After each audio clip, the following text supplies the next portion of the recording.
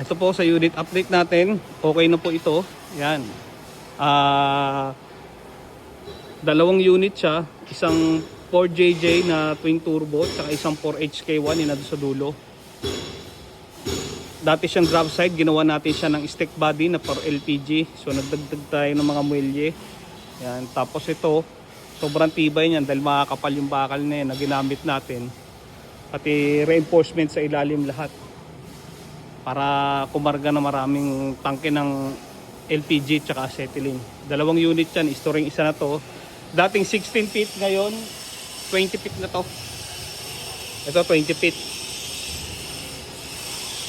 Yan. 4HK1, muelye ang harap at likod, pareho lang yan. Nagdagdag din tayo ng muelye rito. Yan mga ka-tracker.